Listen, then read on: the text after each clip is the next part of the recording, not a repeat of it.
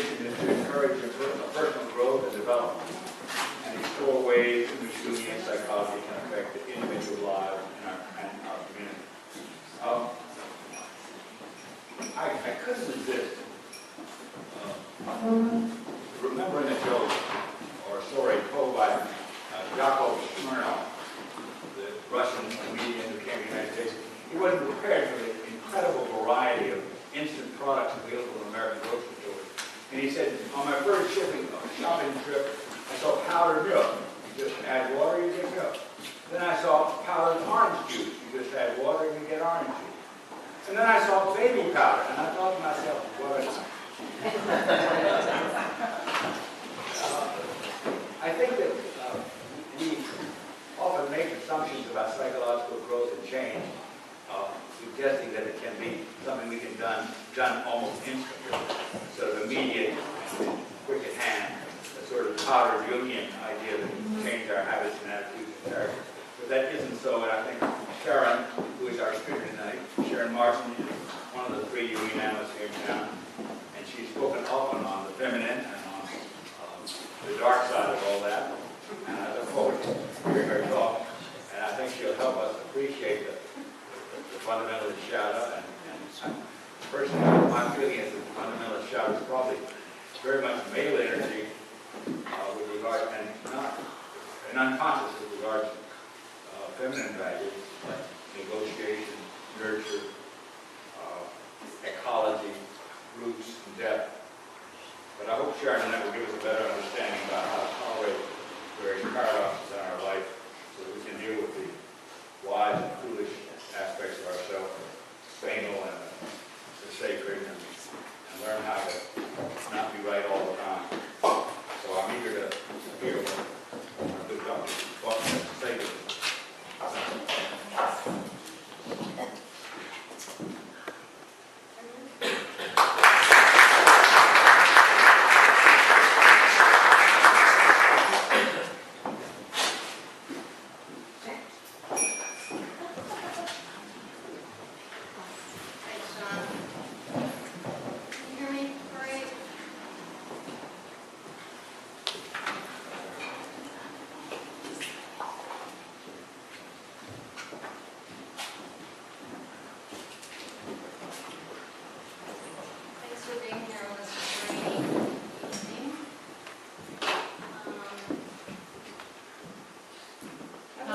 Sharon, can't hear me? No.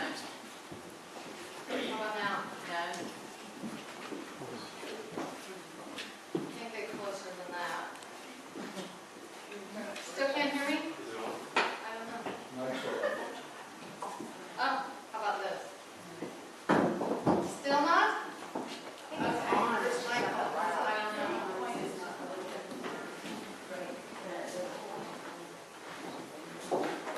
Testing. Can you hear me now?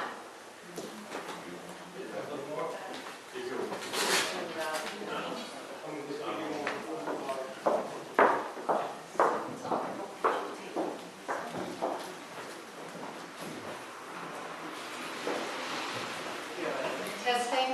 Can you hear me now? Great.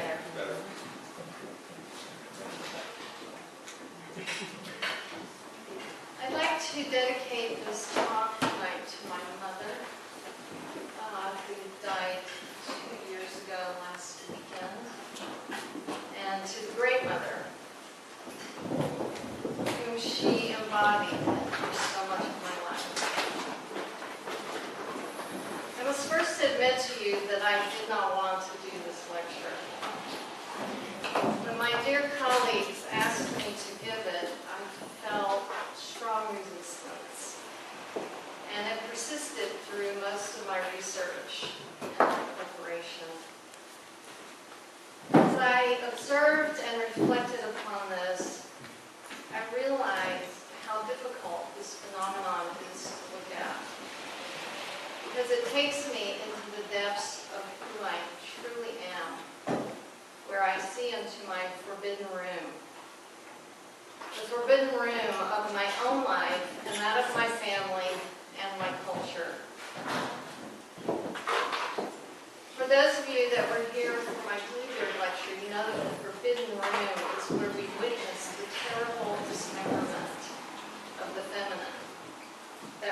precious, vulnerable, beautiful, knowing part of us that always tells the truth. The subject of fundamentalism as it relates to the feminine principle is certainly a long and very dark history. Most of us, when we think of that relationship, think of images like this.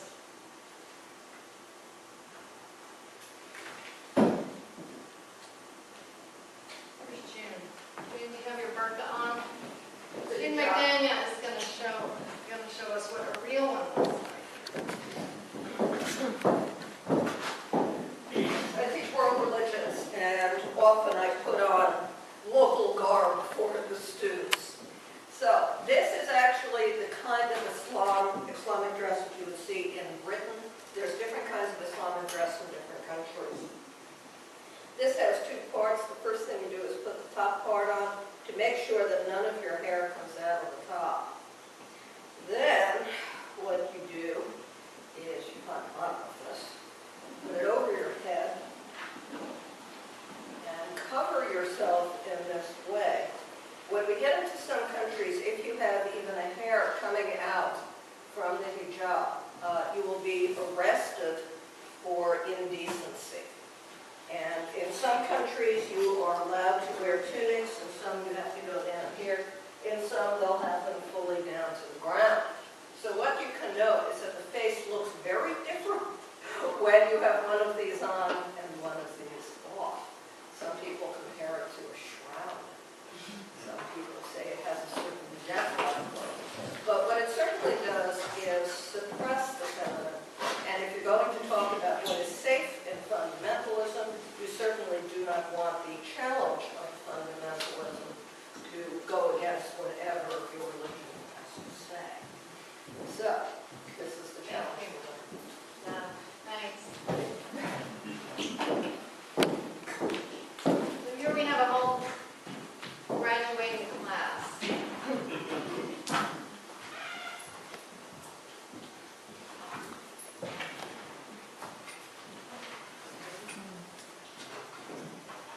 Women in Saudi Arabia right now, in 2012, are not allowed to vote, drive cars, or leave the house without a male chaperone. And when they do leave, they must avoid men and cover most of their bodies. If they want to marry, divorce, travel, go to school, get a job, or open a bank account, they need the approval of a male relative. Ownership of the woman is passed from the father or the brother to another man, her husband. Women have no rights to their own children. The father's will is law in this culture.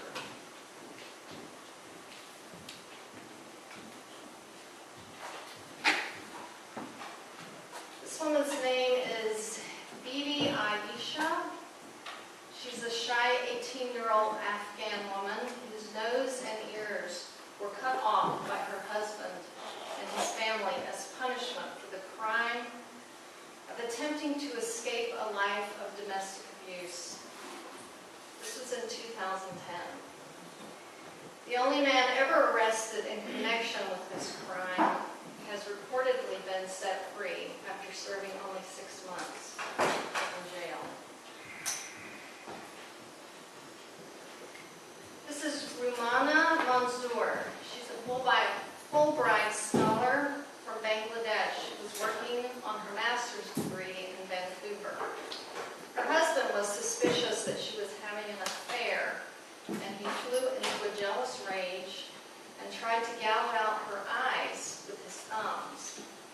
He inflicted a deep bite wound on her nose, and the attack was witnessed by the couple's 5-year-old daughter.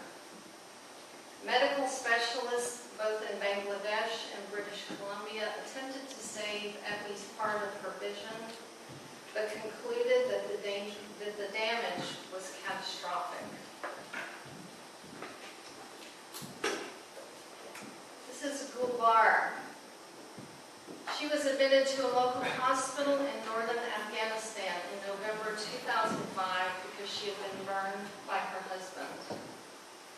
According to her mother, she married a man who was a very cruel person and was torturing her on a daily basis. She tried to run away, and her husband came and asked her to return home, or else he would kill her. She refused, and when he found her alone in the house, he threw gasoline on her and set her on fire.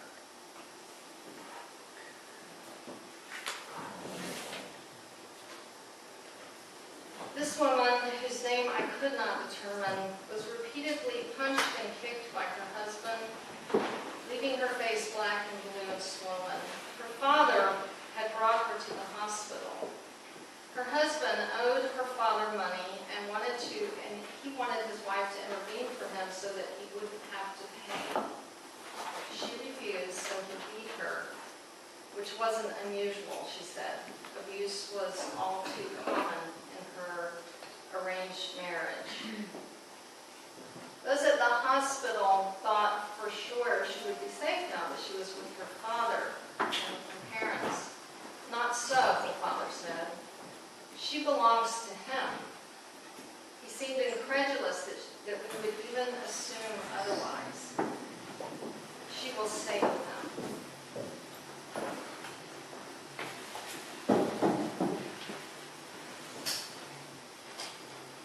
A 15-year-old girl, Rufadia, was killed by her mother. This is a picture of her mother. Because she was raped and impregnated by her brothers. When the girl refused to kill herself, her mother beat, stabbed, and suffocated her to death. She received a light sentence, calling this an honor killing.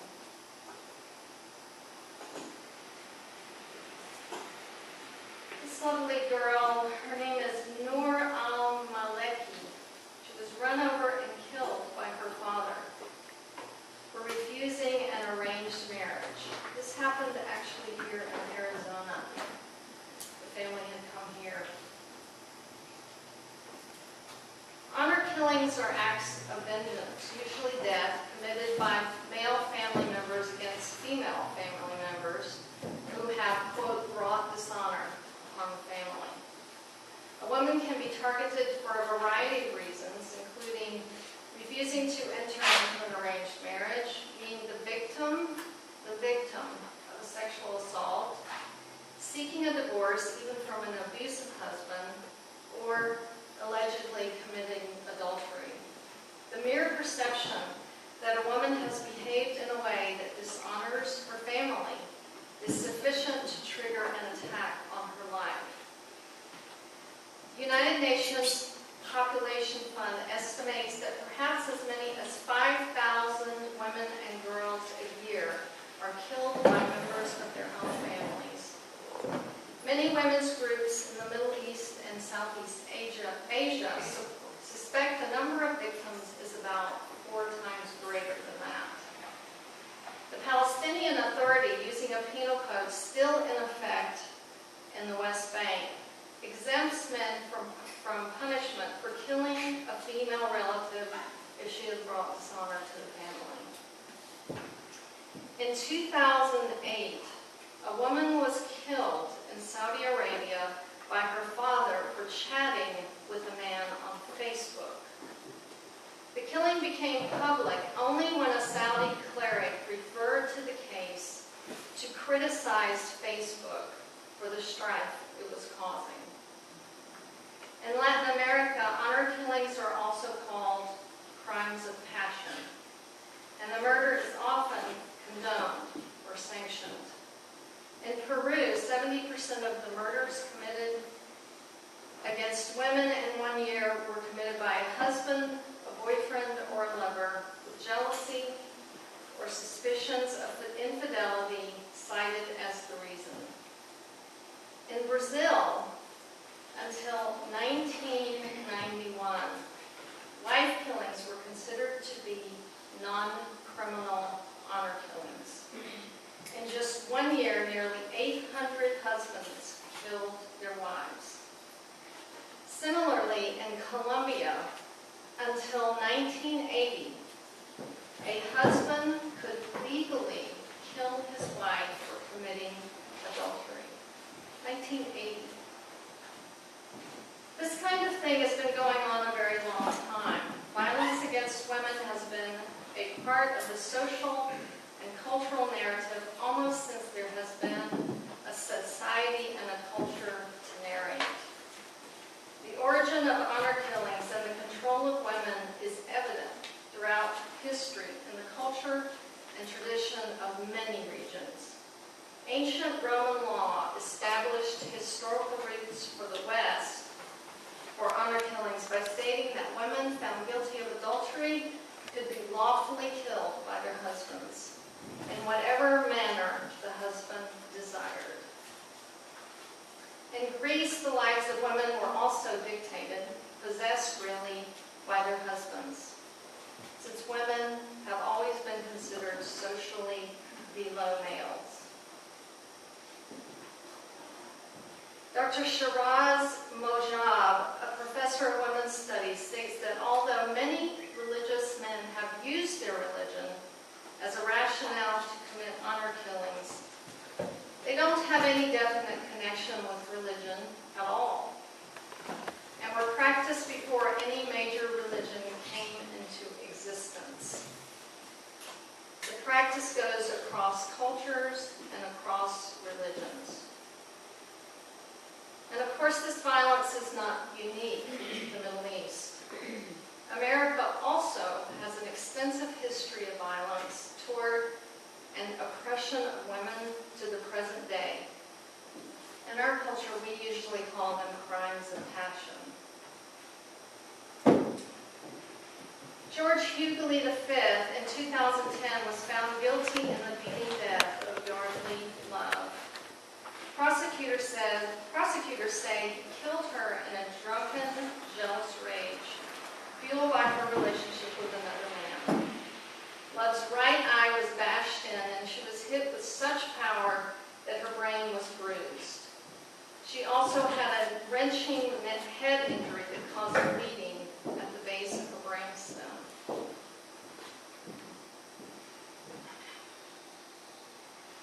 This woman, whose full name is Robin Rehana Fenty, had visible bruising and scrapes on her face and what appeared to be bite marks on her body, inflicted by her boyfriend, Chris Brown, who attacked her in a fit of rage.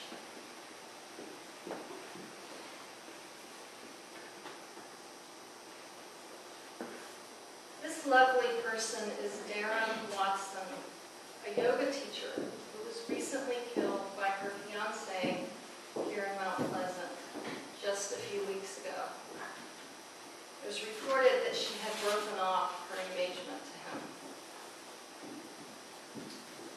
And there are many, many others, like these anonymous women.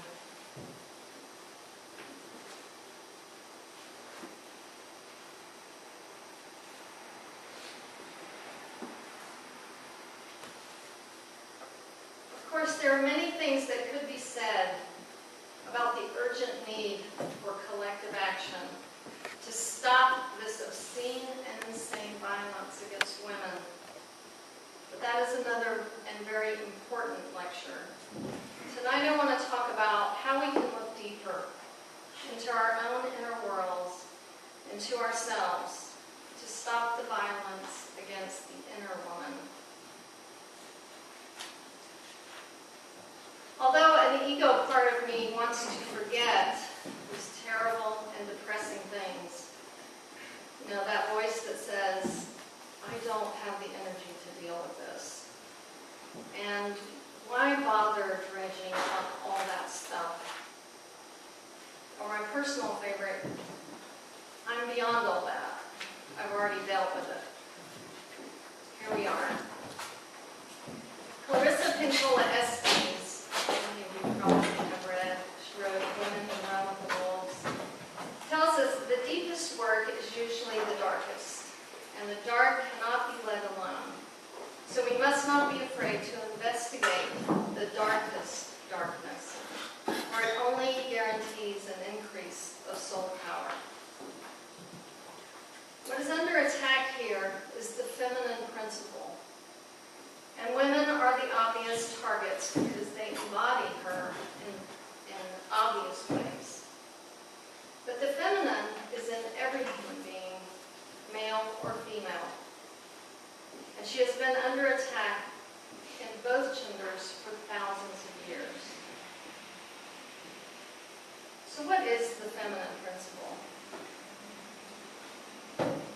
It is an urge to unite and to unify, to get involved with people rather than ideas. It is traditionally associated with soul, the Mother Earth, and nature. It is the center from whom all life pours forth, the mother womb of the soul, ever conceiving and giving birth. Whereas Yang, which is the masculine, is assertive and initiating, Yin, or feminine principle, is represented as receptive, yielding, withdrawing, cool, wet, dark, concrete, enclosing, holding, symbolized by cave and vessel, form-giving and gestating, interning, introverted.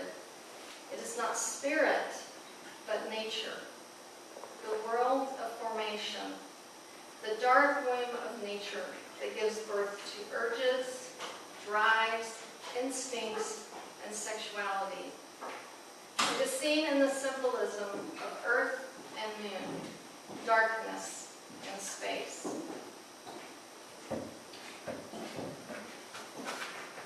These are just some beautiful slides.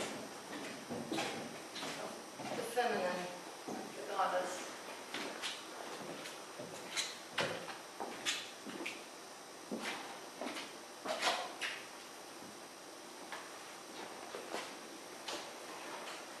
Jung equated feminine consciousness with eros, the principle of connectivity and relationship. It is intensely personal and subjective, whereas separate individuality is personified as a male element. Connectedness, the containing unconscious, the group and the community, is experienced and personified as a feminine entity. Dr. Jung called the feminine aspect the archetype of life itself. She corresponds to the deepest reality in us. She is the much-needed compensation for the risks, struggles, sacrifices that all end in disappointment. She is the solace for all the bitterness of life. That's a quote from Dr. Jung. She is that which brings meaning to our lives. The masculine accomplishes and produces great and marvelous things. But without meaning, they are all empty and hollow. They are, as St. Paul said, only a noisy gong or a clanging cymbal. We all participate